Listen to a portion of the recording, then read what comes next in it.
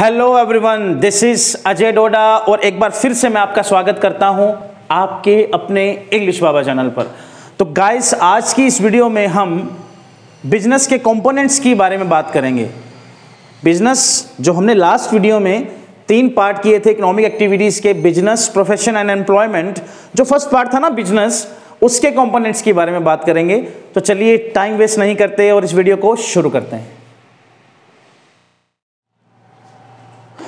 तो guys, last video में हमने ह्यूमन एक्टिविटीज़ को 2 पार्ट्स में डिवाइड किया था।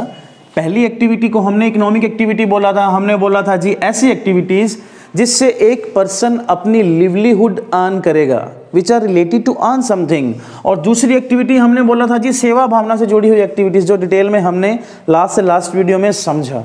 उसके बाद हमने इकोनॉमिक एक्टिविटी यानी कि जिसमें आप कुछ कमाओगे, कुछ अर्न करोगे, उसे फर्दर 3 पार्ट्स में डिवाइड किया, बिजनेस, प्रोफेशन एंड एम्प्लॉयमेंट, जिसमें हमने बिजनेस की अच्छे से डिटेल में स्टडी की, प्रोफेशन की भी और एम्प्लॉयमेंट की भी। और जिन बच्चों ने वो वीडियो नहीं देखा, जल्दी से वो वीडियो देख लें ताकि आपको ये वीडियो समझना, एनालाइज करना और इजी हो जाए। तो बच्चे लोग, आज इस वीडियो में जो मेन मुद्दा है वो है कंपोनेंट्स ऑफ बिजनेस। जो ये फर्स्ट पार्ट था इकोनॉमिक एक्टिविटी का, इसके फर्दर कंपोनेंट्स की हमने बात आज करनी है। तो याद रखिएगा, जब भी हम बिजनेस की बात करते हैं तो उसके 2 कंपोनेंट्स की बात भी करते हैं। उसके 2 कंपोनेंट्स हैं, फर्स्ट है इंडस्ट्री और दूसरा है कॉमर्स, जो आपका एक प्यारा दुलारा सब्जेक्ट भी है, कॉमर्स। तो ये दोनों चीज़ों से मिलकर ये बिजनेस बना है। तो क्या आपने कभी सोचा है, आप घर पे बैठे बैठे एक मोबाइल फ़ोन अलग अलग कंपनीज़ के यूज़ कर रहे हो, एक बटन दबाते हो, है ना, आपकी देश विदेश में बात हो जाती है, कुछ भी आप परचेज़ करते हो, फ्लिपकार्ट, अमेज़ॉन, कुछ भी ऑन करते हो और परचेज़ कर लेते हो, सामान आपके घर पे आ जाता है। आप बाइक चलाते हो, कितने प्रोडक्ट्स आप रूटीन में यूज़ करते हो। क्या कभी आपने सोचा है वो बनते कहाँ हैं, आप तक पहुँचते कैसे हैं? ये दोनों चीज़ें यहीं से जुड़ी हुई हैं। तो आइए इसे डिटेल में स्टडी करते हैं। तो गाइस, अब मैं बात करने वाला हूँ इंडस्ट्री की, एक ऐसा ही टर्म जो आप रूटीन में यूज़ करते हो। इंडस्ट्री बोलते हैं हम रूटीन में, इंडस्ट्री, फिल्म इंडस्ट्री, है ना। अगर आपने कभी गुड़गांव विज़िट किया हो, कभी दिल्ली विज़िट किया हो, फरीदाबाद, नोएडा, धारूहेड़ा, अगर आप इन एरियाज़ में कभी जाएंगे तो इन एरियाज़ को बोला जाता है इंडस्ट्रियल एरिया। या आपके घर के आसपास भी कहीं खाली जगह जब होती है तो वहाँ पर उस एरिया में कुछ यूनिट्स लग जाते हैं, तो हम बोलते हैं कि उस एरिया, वो जो एरिया है ना, वो इंडस्ट्रियल एरिया है। इंडस्ट्रियल एरिया का मतलब एक ऐसा एरिया जहाँ पर इंडस्ट्रीज़ लगी हुई हैं। अब अगर एक साधारण व्यक्ति के लिए या एक साधारण भाषा में मैं बात करूं तो हम इंडस्ट्री से मतलब फैक्ट्री से लेते हैं, जहां पर कुछ प्रोडक्शन हो रहा है, जहां पर रॉ मटेरियल को कुछ गुड्स बनाए जा रहे हैं, रॉ मटेरियल यूज़ करके कुछ ना कुछ प्रोडक्शन किया जा रहा है, ऐसी चीज़ों का जो आपके लिए यूज़फुल हैं।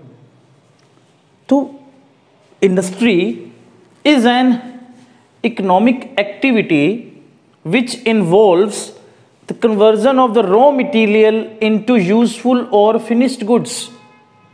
इंडस्ट्री एक ऐसा प्लेस, एक ऐसी जगह के लिए यूज़ किया जाएगा जहां पर रॉ मटेरियल को यूज़फुल या फिनिश्ड गुड्स में क्या किया जाएगा, कन्वर्ट किया जाएगा।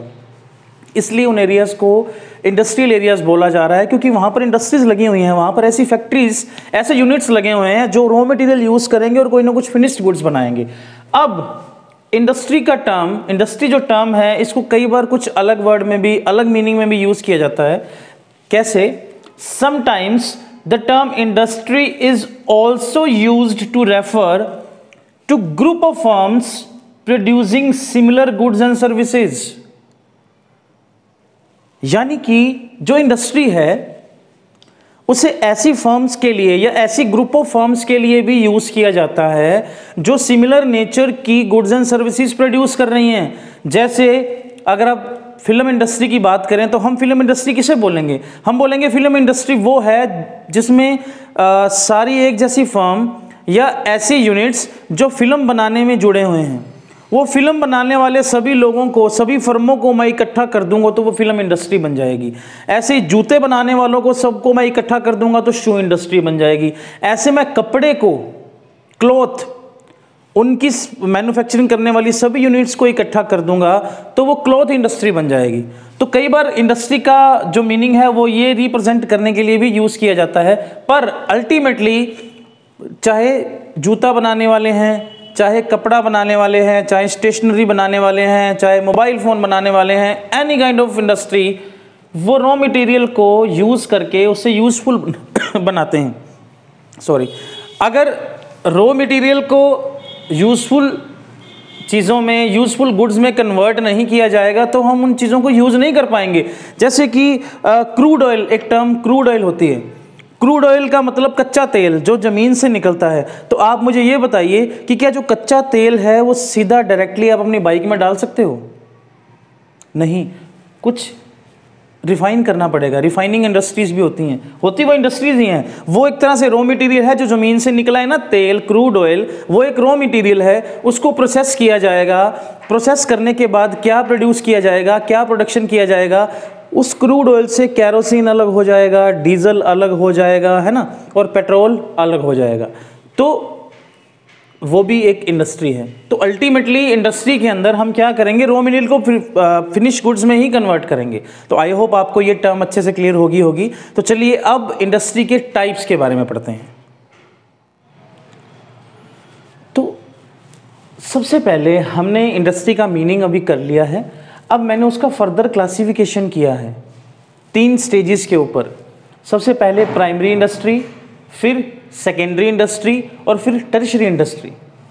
अब इसी सीक्वेंस में आप यहाँ पर कंज्यूमर लिखा हुआ भी देख सकते हो, क्योंकि हमने ये बोला कि इंडस्ट्री में कुछ ना कुछ प्रोडक्शन करोगे आप, और वो प्रोडक्शन यूज़ कौन करेगा? कोई ना कोई अल्टीमेट कंज्यूमर उसे कंज्यूम करेगा ना। तो इसी तरह से स्टेजेस से होता हुआ जो आपका प्रोडक्ट जो आप प्रोड्यूस कर रहे हो इंडस्ट्रीज़ के अंदर, वो फाइनल कंज्यूमर तक पहुंच जाएगा। कैसे? जैसे मैंने सबसे पहले लिखा प्राइमरी इंडस्ट्री। अब प्राइमरी इंडस्ट्री मीन्स क्या? These are connected with the extraction and production of natural resources and development of living organisms, plants etcetera. यानी कि जो चीज़ें आपको प्रकृति में गिफ्ट के तौर पर आपको दी हैं कि आप उन्हें यूज़ कीजिए। जंगल दिए हैं, समुद्र दिए हैं, है ना, और बहुत बड़ा ज़मीनी हिस्सा दिया है, आप उसे यूज़ कीजिए। अब वहाँ से बहुत सारी अलग अलग तरह की जो रॉ मटेरियल्स हैं आप निकाल के फर्दर प्रोडक्शन में यूज़ करते हो। कैसे? ज़मीन से, समुद्र में से आप क्रूड ऑयल निकालते हो, लेटर ऑन उसे यूज़ किया जाएगा, है ना। अब फ्रूट्स लेते हो जंगलों में से, दवाइयाँ लेते हो, बहुत सारी चीज़ें, ये जो है नेचुरल रिसोर्स हैं, वहाँ से हम कुछ ना कुछ उन्हें यूज़ करेंगे फर्दर प्रोडक्शन के लिए। मैंने यहाँ पर एक वर्ड लिखा है एक्सट्रैक्शन। एक्सट्रैक्शन का मतलब होता है निकालना। ज़मीन से मैंने बोला ना, आपने ऑयल निकाला, तेल निकाला, कोयला निकालोगे आप ज़मीन में से, माइनिंग जिसको बोल देते हैं। सोने की खानें होती हैं, सोना निकालोगे। तो इस स्टेज के ऊपर रॉ मटेरियल लेने का काम, या आप ऐसे रिसोर्सेज लेने का काम करोगे जिन्हें आप लेटर ऑन प्रोडक्शन के लिए यूज़ कर सको। अब यहाँ पर लिविंग ऑर्गेनिज्म, प्लांट की बात भी की गई है। लिविंग ऑर्गेनिज्म कैसे? जैसे फार्मिंग भी होती है, फिशिंग भी होती है ना। और जैसे फॉर एग्जांपल आप अभी 10th पढ़ के आए हो, वहाँ पर रिप्रोडक्शन नाम से आपने एक चैप्टर पढ़ा होगा। जो गायें होती है ना, जब तक रिप्रोडक्शन ना हो जाए, जब उसे बछड़ा ना हो जब तक, तब तक वो दूध नहीं देती। दूध लेने के लिए इस इंडस्ट्री में उसका रिप्रोडक्शन करना पड़ेगा। जो पौधे होते हैं, प्लांट, अगर आप उनसे फूल लेना चाहते हो तो रिप्रोडक्शन करना पड़ेगा उनका, तब तक आपको फूल नहीं मिलेगा, तब तक आपको फ्रूट्स नहीं मिलेंगे जो लेटर ऑन। जैसे आप मान लो जैम बनाना चाहते हैं, जैम बनाने के लिए आपको फ्रूट्स चाहिए, तो फ्रूट्स आपको as a raw material primary industry में से मिलेंगे। ठीक है, तो प्राइमरी इंडस्ट्री में से ऐसे प्राइमरी रिसोर्सेज, ऐसे रिसोर्सेज जिन्हें आप लेटर ऑन प्रोडक्शन में यूज कर सकें, जैसे रॉ मटेरियल। तो प्राइमरी इंडस्ट्री आपको रॉ मटेरियल देने का काम करेगी, जो आप प्रकृति ने जो आपको गिफ्ट्स दिए हैं आप उनकी हेल्प से निकालते हैं। या तो ज़मीन में से निकालेंगे या जंगलों में से लेंगे, जो भी भगवान ने, उस परमात्मा ने आपको नेचुरल रिसोर्सेज दिए हैं, वहाँ से आप कुछ ऐसे रिसोर्सेज या तो बनाएंगे या आप क्या करोगे, वहाँ से एक्सट्रैक्ट करोगे ताकि लेटर ऑन उसे यूज़ किया जा सके। उसके बाद यहां से रॉ मटेरियल आपने ले लिया, उसके बाद इस रॉ मटेरियल को क्या करोगे, उस कच्चे माल को क्या करोगे, कहीं ना कहीं प्रोडक्शन करना पड़ेगा ना उसे। अब कच्चे माल को डायरेक्टली आप कंज्यूम नहीं कर सकते, उसे कुछ ना कुछ ऐसे यूजफुल चीज़ों में कन्वर्ट करना पड़ेगा। तो उसके लिए हमारे पास सेकेंडरी इंडस्ट्री है। यहाँ से आपने रॉ मटेरियल उठाया, यहाँ से आपने क्रूड ऑयल उठाया, कच्चा तेल उठाया जो समुद्र से निकाला। अब सीधा कच्चा तेल आप उसको कंज्यूम नहीं कर सकते, आप उसको डायरेक्टली अपनी बाइक में नहीं डाल सकते, उसमें से पेट्रोल डीजल अलग करना पड़ेगा। तो वो हम करेंगे सेकेंडरी इंडस्ट्री के अंदर। यहाँ पर जो रॉ मटेरियल, जो प्राइमरी रिसोर्सेज आपको प्राइमरी इंडस्ट्री से मिले हैं, उनका यूज करके हम क्या करेंगे, manufacturing. So these industries are concerned with using the materials which have already been extracted in the primary stage to produce goods for consumption or for further processing by other industrial units। यानी कि यहां से जो आपको resources मिलेंगे, आप यहां पर उनको यूज करके, यानी कि ऐसे रिसोर्सेज जो ऑलरेडी यहां से निकाले जा चुके हैं उनको यूज करके कुछ ना कुछ यूजफुल चीजें बनाओगे। या तो फाइनल कंजम्पशन के लिए कुछ बना दोगे या फर्दर प्रोसेस करने के लिए कुछ बना दोगे। जैसे फॉर एग्जांपल आपको एक बिल्डिंग बनानी है, बिल्डिंग बनाने के लिए आपको चाहिए सीमेंट। तो सीमेंट की जो इंडस्ट्री होगी, सीमेंट की जो फैक्ट्री होगी, वो कुछ रिसोर्सेज, प्राइमरी रिसोर्सेज, कुछ रॉ मटेरियल यूज करके सीमेंट क्रिएट कर देगी। अब वो सीमेंट अपने आप में उस एक बैग में पड़ा आपके लिए कुछ यूजफुल नहीं है, लेटर ऑन आप उसको प्रोसेस करोगे बिल्डिंग बनाने के लिए, है ना। तो जो भी रॉ मटेरियल यहां से मिला, या तो फाइनल कंजम्पशन के लिए तैयार कर दीजिए या फर्दर किसी प्रोसेस के लिए तैयार कर दीजिए, वो हो जाएगी सेकेंडरी स्टेज आपकी। उसके बाद मैंने लिखा है टर्शरी स्टेज। टर्शरी स्टेज का मतलब क्या होगा, एक सपोर्ट सिस्टम, कुछ हेल्पिंग हैंड्स जो यहां पर भी चाहिए, यहां पर भी चाहिए। जैसे भी मैंने पीछे बताया था आपको, साथी हाथ बटाना, एक अकेला थक जाएगा मिलकर बोझ उठाना। तो वो जो साथी होंगे ना, जो हेल्पिंग हैंड्स होंगे, वो यहाँ पर भी मदद करेंगे, यहाँ पर भी मदद करेंगे। जैसे ट्रांसपोर्टेशन हो गया, इंश्योरेंस हो गया, बैंकिंग सिस्टम हो गया, वो इन दोनों सेक्टर्स की हेल्प करेंगे। और ये भी हेल्प करेंगे कि यहाँ से रॉ मटेरियल लेकर यहाँ पर कुछ प्रोड्यूस करके जो आपका आउटपुट निकला, जो प्रोडक्शन निकला, वो कहाँ पहुँच जाए, कंज्यूमर तक। वहाँ तक पहुँचाने के लिए भी आपका टर्शियरी सेक्टर हेल्प करेगा। अब इनका फर्दर क्लासिफिकेशन और देखेंगे कि प्राइमरी इंडस्ट्रीज में और कौन कौन सी इंडस्ट्रीज आ सकती हैं, सेकेंडरी इंडस्ट्रीज में कौन कौन सी इंडस्ट्रीज आ सकते हैं, वो हम अभी देखते हैं। तो प्राइमरी, सेकेंडरी और टर्शियरी सेक्टर या इंडस्ट्रीज आप इजीली समझ चुके हैं। अब प्राइमरी इंडस्ट्री को फर्दर क्लासिफाई किया है हमने एक्सट्रैक्शन और जेनेटिक इंडस्ट्रीज में। एक्सट्रैक्शन का मतलब कुछ निकालेंगे, जैसे मैंने बोला था नेचुरल रिसोर्स से कुछ ना कुछ एक्सट्रैक्ट कर रहे हो। जमीन से आप जैसे फार्मिंग करते हो, जमीन से ही निकालते हो ना, कुछ ना कुछ सिस्टम, बीज डाला और जमीन से आपको पौधा मिला, फ्रूट मिला। या माइनिंग, जमीन के अंदर ही खाने होती हैं, सोने की खाने, कोयले की खाने, है ना। जेनेटिक, जहाँ मैंने बोला कि आप नई ब्रीड तैयार करोगे, नया नेचुरल रिसोर्स तैयार करोगे। जैसे पोल्ट्री फार्म में आप क्या करते हो, जो मुर्गी होती है वो आपको अंडा कब देती है, वो जो भी सिस्टम चलता है रिप्रोडक्शन वाला, आपको लेटर ऑन क्या मिलता है, एग मिलता है। अभी गाय का हमने एक एग्जांपल दिया था, जब तक रिप्रोडक्शन नहीं होगा, बछड़ा नहीं होगा, तब तक दूध नहीं मिलेगा। तो वो जेनेटिक इंडस्ट्री के अंदर आ जाएगा। प्लांट्स की भी नई ब्रीड तैयार की जाती है। अगर आप रोज़ देखें, रोज़ बहुत तरह के मिलते हैं आपको, अलग अलग तरह के, वो नई नई ब्रीड्स तैयार की गई हैं। उसके बाद सेकेंडरी जो इंडस्ट्री थी, इसे 2 पार्ट्स में डिवाइड कर दिया हमने फर्दर, मैन्युफैक्चरिंग और कंस्ट्रक्शन। मैन्युफैक्चरिंग का मतलब वही, आप प्राइमरी यहाँ से रिसोर्सेज लेकर कुछ ना कुछ मैन्युफैक्चर करने वाले हैं, और यहाँ पर रिसोर्सेज आप कुछ ना कुछ बनाएंगे, कंस्ट्रक्शन करेंगे आप। जैसा कि आप अपनी रूटीन लाइफ में जब आप यूज़ करते हैं टर्म की, वहाँ पर कंस्ट्रक्शन वर्क चल रहा है, कुछ ना कुछ बनाया जा रहा है। क्या, या तो मोन्यूमेंट्स बन रहे हैं, स्मारक, जैसे सरदार वल्लभ भाई पटेल जी की मूर्ति हमारे इंडिया में बहुत बड़ी बनाई है। डैम्स बनते हैं, नदियों के ऊपर बांध बनते हैं, फ्लाईओवर्स। आपके शहर में जहाँ पर भी रेलवे फाटक होता है, जब रेलगाड़ी आती है तो लोग वहाँ पर रुक जाते हैं, उसे क्रॉस नहीं कर पाते। तो आने जाने वाली जनता को आसानी रहे तो वहाँ पर फ्लाईओवर कंस्ट्रक्ट कर दिए जाते हैं। तो आप कंस्ट्रक्शन इंडस्ट्री को ये भी बोल सकते हो जो सेकेंडरी इंडस्ट्री का पार्ट है जो जुड़ा हुआ है किस चीज़ से, बिल्डिंग, मेंटेनिंग और रिपेयरिंग स्ट्रक्चर्स, जो किसी स्ट्रक्चर को बनाने से, रिपेयर करने से या मेंटेन करने से जुड़ा हुआ है। तो आप ये कोई ना कोई स्ट्रक्चर्स ही है ना, monuments, dams, flyovers, roads, bridges, तो इनको बनाने से रिलेटेड या इनको रिपेयर करने से रिलेटेड है ना, या इनको मेंटेन करने से रिलेटेड जो काम होगा वो कंस्ट्रक्शन इंडस्ट्री के अंदर होगा। उसके बाद हमने बात की मैन्युफैक्चरिंग इंडस्ट्री की, और मैन्युफैक्चरिंग इंडस्ट्री को हमने फर्दर क्लासीफाई कर दिया 4 पार्ट्स में। फर्स्ट है analytical industry, synthetical industry, processing industry and assembling industry. अब याद रखना ये पार्ट है मैन्युफैक्चरिंग इंडस्ट्री का। सबसे पहले एनालिटिकल। अब इसमें आप क्या करोगे, एक सेम मटेरियल यूज़ करोगे और उसके एलिमेंट्स को अलग अलग कर दोगे, और जो अलग अलग एलिमेंट्स आपको मिलेंगे वो आपके लिए एक एक अलग अलग यूनिट्स होंगे यूज़ करने के लिए। जैसे आपने क्रूड ऑयल एक्सट्रैक्ट किया समुद्र में से, और उसके आपने कुछ ऐसी प्रोसेसिंग उसकी की कि उससे क्या हुआ, पेट्रोल अलग हो गया, डीजल अलग हो गया, कैरोसिन अलग हो गया। जो इस तरह की इंडस्ट्रीज है जो एक सेम मटेरियल यूज़ करे और उसके सेपरेशन से उसकी प्रोसेसिंग ऐसी की जाए कि जब उसकी सेपरेशन हो और सेपरेशन होने से अलग अलग आपको एक यूनिट मिले, एक नया प्रोडक्ट मिले, उसे हम बोलेंगे एनालिटिकल इंडस्ट्री। उसके बाद सिंथेटिकल इंडस्ट्री। अब यहाँ पर क्या किया जाएगा, अलग अलग इंग्रेडिएंट्स यूज़ करके एक नया प्रोडक्ट बनाया जाएगा। आप केमिकल बोल दीजिए या कुछ और इंग्रेडिएंट्स बोल दीजिए, जैसे फ्रेग्रेंस।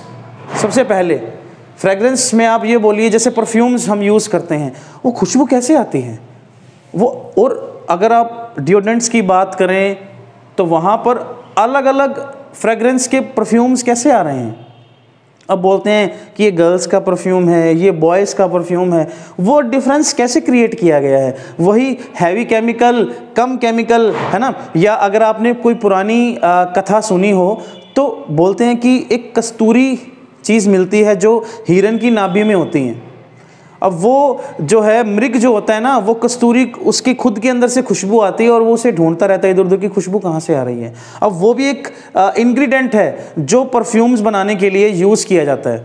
तो ऐसी चीज़ें जिसमें अलग अलग इंग्रेडिएंट्स यूज़ करोगे, अलग अलग केमिकल्स यूज़ करोगे और एक नया प्रोडक्ट सामने बन के आएगा, उसे बोलेंगे synthetical industry. Example of fragrance मैंने आपको बोल दिया, सीमेंट बोल दीजिए, पेंट बोल दीजिए, उनमें अलग अलग केमिकल्स यूज़ किए जाते हैं। उसके बाद है प्रोसेसिंग इंडस्ट्री। प्रोसेसिंग इंडस्ट्री का मतलब जो आप नया प्रोडक्ट बना रहे हो ना, वो कई प्रोसेसेस से होकर गुजरता है, कई स्टेजेस से होकर गुजरता है। जैसे फॉर एग्जांपल चीज़, पनीर ऐसे नहीं बनेगा, आपको पहले दूध उबालना पड़ेगा, फाड़ना पड़ेगा, है ना, उसके बाद लेटर ऑन आपको पनीर मिलेगा वहाँ से, और पनीर को भी रखना पड़ेगा, जोड़ना पड़ेगा। तो 3-4 प्रोसेसेस यूज़ की जाएंगी। जैम बनाने के लिए भी आप फ्रूट्स को यूज़ करोगे, है ना, और उन्हें एक्सट्रैक्ट करोगे, उसके बाद उसकी कुछ प्रोसेस करके फिर आपको वो थोड़ा थोड़ा डार्क सा पिंक कलर, रेड कलर का जो अलग अलग ऑरेंज जैम है या स्ट्रॉबेरी जैम है वो मिलता है। शुगर, चीनी लेने के लिए भी आपको गन्ना उगाना पड़ेगा, उसकी प्रोसेसिंग करनी पड़ेगी और लेटर ऑन आपको चीनी मिल जाएगी, है ना। तो ये जब आपका प्रोडक्शन जब 3, 4, 5 प्रोसेसेस से होकर गुजरे तो उसे बोलेंगे प्रोसेसिंग इंडस्ट्रीज। कुछ प्रोसेसेस लगेंगी आपको फाइनल गुड बनाने के लिए। उसके बाद है असेंबलिंग। बहुत जगह आजकल तो ये चीज़ बहुत फेमस है, ख़ास तौर पर टीवी के लिए, मोबाइल्स के लिए। जनरली हम बात करते हैं ना, बहुत सारे टीवी ऐसे आते हैं जिसके ऊपर लिखा होता है सैमसंग, पर जब आप उसको ऑन करते हो तो आपको पता चल जाता है कि ये सैमसंग का टीवी नहीं है, ये असेंबल्ड है। अब असेंबल्ड का मतलब क्या? असेंबल्ड मीन्स जो आपको फाइनल प्रोडक्ट मिला है ना, वो अलग अलग यूनिट्स लेकर आपने उसे असेंबल करके टीवी बनाया है। जैसे टीवी के अंदर क्या क्या लगा हुआ है, स्पीकर्स लगे हुए हैं, स्क्रीन लगी हुई हैं, वायर्स लगी हुई हैं, है ना, और लीड्स लगी हुई हैं। अब वायर अपने आप में एक अलग प्रोडक्ट है, स्क्रीन अपने आप में एक कंप्लीट प्रोडक्ट है ना, तो स्पीकर अपने आप में एक कंप्लीट प्रोडक्ट है। आपने क्या किया, सब प्रोडक्ट्स को कंबाइन किया, असेंबल किया और टीवी बना दिया। ऐसे इसके एग्जांपल होंगे टीवी, कंप्यूटर, कार्स, है ना। तो वो असेंबलिंग इंडस्ट्री के अंदर आ जाएगा। तो आई होप आपको ये क्लासिफिकेशन समझ आ गया होगा कि हमने प्राइमरी, सेकेंडरी, टेरिशरी, पहले तो 3 पार्ट में हमने क्लासीफाई किया इंडस्ट्री को। उसके बाद प्राइमरी में हमने बोला था नेचुरल रिसोर्सेज एक्सट्रैक्ट करोगे या रिप्रोडक्शन करोगे आप, है ना, जो लिविंग ऑर्गेनिजम्स हैं या प्लांट्स हैं उनका। उसके बाद हमने उनको 2 पार्ट्स में डिवाइड कर दिया, एक्सट्रैक्शन इंडस्ट्री और जेनेटिक इंडस्ट्री। एक्सट्रैक्शन में आपने फार्मिंग बोल दी, ज़मीन से आपने जो भी सब्जियां निकाली, है ना, या माइनिंग, खानों में से सोना निकाला, कोयला निकाला। जेनेटिक में वही जो हमने बोला प्लांट्स की या लिविंग ऑर्गेनिजम्स की जो ब्रीड से आप चीज़ आपको मिलती है, जो रॉ मटेरियल आपको मिलता है, वो प्राइमरी इंडस्ट्री, वो जेनेटिक इंडस्ट्री। उसके बाद सेकेंडरी को हमने फर्दर क्लासीफाई किया 2 के अंदर, मैन्युफैक्चरिंग और कंस्ट्रक्शन। मैन्युफैक्चरिंग हमने बोला उससे 4 पार्ट्स में डिवाइड किया हमने, analytical, synthetical, processing, assembling. Manufacturing में हमने बोला जिसमें आप एक एलिमेंट कोई लेंगे, उसके अलग अलग कुछ ऐसी प्रोसेस उसके ऊपर करेंगे कि उनकी सेपरेशन हो जाएगा अलग अलग प्रोडक्ट्स का, और जो अलग अलग प्रोडक्ट्स का सेपरेशन होगा वो आपके लिए एक इंडिविजुअल नया प्रोडक्ट बन के सामने आ जाएगा। सिंथेटिकल में हमने क्या किया था, अलग अलग इंग्रेडिएंट्स को यूज करके 5, 6, 7, 10 इंग्रेडिएंट्स को मिलाकर एक नया प्रोडक्ट बनाया था। प्रोसेसिंग में हमने क्या किया था, कुछ बनाने के लिए 3, 4, 5 प्रोसेसेस की थी। 4, 5 प्रोसेसेस के बाद आपको एक नया प्रोडक्ट निकल के आपको मिला था। असेंबलिंग में हमने क्या किया, बने बनाई चीजें आपने ली, उठाया, असेंबल किया और प्रोडक्ट तैयार करके दे दिया। तो आई होप आपको ये चार्ट अब अपनी बुक में, कोई भी राइटर की बुक आप पढ़ेंगे, एनसीईआरटी पढ़ेंगे, आपको ये चीज क्लियर हो जाएगी। तो मैं पहले बात करने वाला हूं कॉमर्स की। ये कॉमर्स क्या है? ये कॉमर्स जो एक तो बिजनेस का कंपोनेंट है और आपका प्यारा दुलारा सब्जेक्ट भी है। तो commerce will include all those activities which facilitates the movement of the goods and services from the producers to the ultimate consumers। यानी कि वो सारी एक्टिविटीज का जोड़ जो प्रोड्यूसर से गुड्स एंड सर्विसेज उठाकर कंज्यूमर तक पहुंचाती हैं, उन सभी एक्टिविटीज के जोड़ को जनरली हम कॉमर्स बोल देते हैं। अब कॉमर्स के अंदर जैसा कि आप देख पा रहे हो, there are 2 components, first is trade and second is auxiliaries और एड्स टू ट्रेड। फर्स्ट चीज है ट्रेड। ट्रेडिंग वर्ड आप रूटीन में अपने लाइफ में यूज भी करते हैं और कहीं ना कहीं लिखा हुआ देखते भी हैं। आपने कभी ना कभी आप मार्केट में जाओ ना, अभी चेक करना, कहीं ना कहीं लिखा रहेगा राम ट्रेडिंग कंपनी, मनमीत ट्रेडिंग कंपनी। अब ट्रेडिंग वर्ड वहां यूज कर दिया। अब ये ट्रेडिंग होता क्या है? जनरली आप जनरल सेंस में अगर हम ट्रेडिंग की बात करें या ट्रेड की बात करें तो आप बोल दीजिए buying and selling of goods and services for moneying. Money के लिए गुड्स एंड सर्विसेज को बाय सेल करना, खरीद बेच करना, उसे ट्रेड बोल दिया जाता है ना। आप 1 पर्सन से दूसरे पर्सन को गुड्स एंड सर्विसेज ट्रांसफर करते हो पैसे के लिए, बाइंग सेलिंग करते हो, इसी को जनरली ट्रेड बोला जाता है।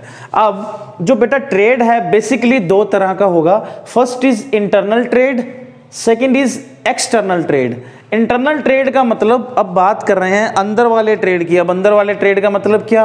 अब यहां पर इंटरनल से मतलब है किसी भी कंट्री की बाउंड्रीज के बीच में जो है ट्रेडिंग एक्टिविटीज करना।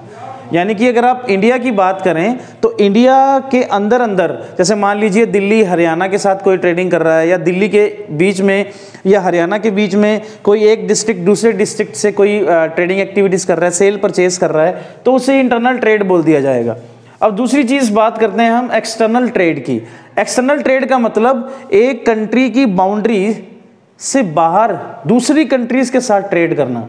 जैसे बहुत सारे लोग ऐसे होते हैं ना समाज में जो महंगी महंगी चीज़ें यूज़ करते हैं। अब कई बार कोई पर्सन जो है महंगी घड़ी बांध के आता है, आप बोलते हो ये घड़ी कहाँ से लाया? वो कहता है इम्पोर्टेड है। इम्पोर्टेड का मतलब क्या? यानी कि वो उस कंट्री की नहीं है, वो किसी दूसरे देश से मंगवाई हुई है और जो वो यूज़ कर रहा है। तो एक्सटर्नल ट्रेड जिसके लिए हम वर्ड यूज़ करते हैं इम्पोर्ट, एक्सपोर्ट और एंट्रीपोर्ट। ये दोनों वर्ड से आप वाकिफ हैं, बखूबी आप सभी जानते हैं। इंपोर्ट का जनरल मतलब होता है किसी दूसरी कंट्री से कोई सामान परचेज करके अपनी कंट्री में लेके आना। दूसरी कंट्री से सामान मंगवाइए, अपनी कंट्री में रखिए और आगे जैसे भी उसको यूज़ करना है वैसे उसका काम कीजिए, उसे इंपोर्ट बोल दिया जाता है। जब मान लीजिए इंडिया जो है ऑस्ट्रेलिया से, इंग्लैंड से, फ्रांस से कुछ ना कुछ सामान जो है मंगवा ले। जैसे अभी फ्रांस से हमने जो वो डील हुई थी ना राफेल वाली जहाज़, उनसे लेके आए हैं हम, तो हमने इंपोर्ट किए हैं उनसे। दूसरी चीज एक्सपोर्ट, जब एक कंट्री से दूसरी कंट्री में कुछ सामान भेजा जाएगा, जैसे हमने दूसरी कंट्री से सामान मंगवाया तो हमने इंपोर्ट बोल दिया, जब हम इंडिया से किसी दूसरी कंट्री में सामान बेचेंगे तो उसे हम एक्सपोर्ट बोल देंगे। जैसे इंडिया अमेरिका को कुछ बेच रहा है या चाइना को कुछ बेच रहा है ना, तो उसके लिए वर्ड यूज किया जाएगा एक्सपोर्ट। उसके बाद तीसरी टर्म, ये थोड़ी सी नई लगेगी आपको, एंट्रीपोर्ट। इसका मतलब कुछ भी नहीं, आप किसी दूसरी कंट्री से इंपोर्ट कीजिए, मंगवा लीजिए, उसके अंदर अपना प्रॉफिट मार्जिन जोड़िए और किसी दूसरी कंट्री में भेज दीजिए। यानी किसी दूसरी एक कंट्री से आप परचेज कर रहे हो, कुछ ना कुछ कमाकर एक मिडल मैन की तरह, एक बिचौलिए की तरह आप अपना प्रॉफिट अर्न कर रहे हो, आप अपना हिस्सा अर्न कर रहे हो, वो आगे बेच रहे हो, उसे एंट्रीपोर्ट बोल दिया जाता है। बहुत सारी चीज़ें ऐसे किया करते हैं, जैसे मान लीजिए इंडिया के फ्रांस के साथ जो हैं संबंध अच्छे हैं, तो फ्रांस कई चीज़ें जो हैं इंडिया को सही प्राइस के ऊपर दे देता है, तो इंडिया फ्रांस से कुछ परचेज कर लेगा, अपने पास कुछ यूज़ करेगा, उससे जो एक्सेस होगा वो किसी दूसरी कंट्री में दे देगा उसे प्रॉफिट अर्न करके, तो उसे एंट्रीपोर्ट बोल दिया जाएगा। तो आई होप आपको ये ट्रेड वाला यूनिट क्लियर हो गया होगा। यहाँ पर general buying and selling of goods and services, उसके बाद मैंने बात की इंटरनल ट्रेड की, यानी कि एक कंट्री की बाउंड्री के बीच में जो ट्रेड हो रहा है, एक्सटर्नल जो एक दो कंट्रीज के बीच में, तीन कंट्रीज के बीच में, एक नेशन की बाउंड्रीज के बाहर जो ट्रेड हो रहा है, और इसके part import, export and entrepot. I hope आपको क्लियर हो गए होंगे। अब इसके बाद जब आप इसको बुक में पढ़ेंगे तो आपको ईजी लगेगा। तो दूसरी चीज, दूसरे कंपोनेंट की जब हम बात कर रहे थे ऑक्सिलरीज और एड्स टू ट्रेड। ऑक्सिलरीज बोल दीजिए, एड्स बोल दीजिए। अब ये एड्स वो वाला बीमारी वाला नहीं है, ये एड्स है हेल्प वाला। जैसे आपने वर्ड यूज सुना होगा फर्स्ट एड, प्राथमिक चिकित्सा। जैसे किसी की चोट लगती है तो उसको फर्स्ट एड क्या दिया जाना चाहिए। अब ये कुछ हेल्पिंग हैंड्स हैं। अब मुझे एक गाना याद आ रहा है, उसके ऊपर आपने सुना भी होगा, साथी हाथ बढ़ाना, एक अकेला थक जाएगा, मिलकर जोर लगाना, जोर नहीं लगाना, बोझ उठाना। तो ये कुछ वैसी बात ही है।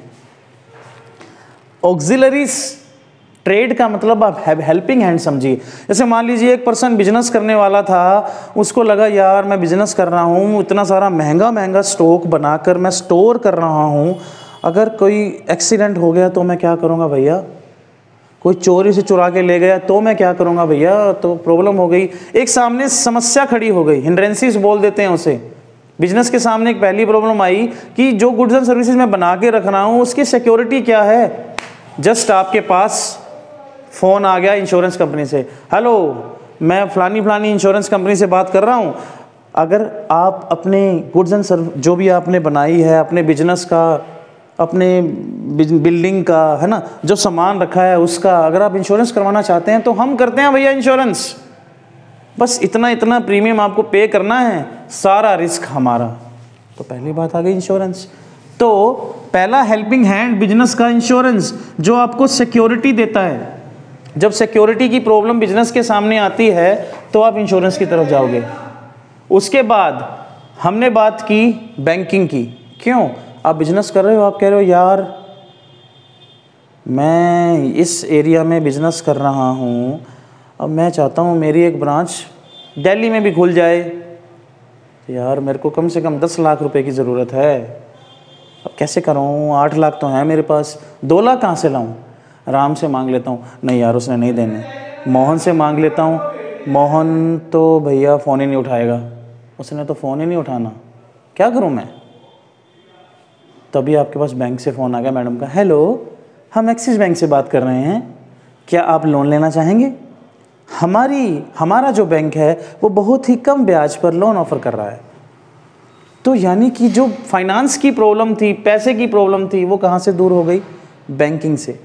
तो बिजनेस की हेल्प कर रही है बैंकिंग। आप पैसे निकलवाइए, लोन लीजिए, जमा करवाइए, और मोस्ट ऑफ द ट्रांजैक्शन आप बैंकिंग से ही कीजिए, क्योंकि रिस्क बहुत है बाजार में। तो आगे चीज़ बैंकिंग की।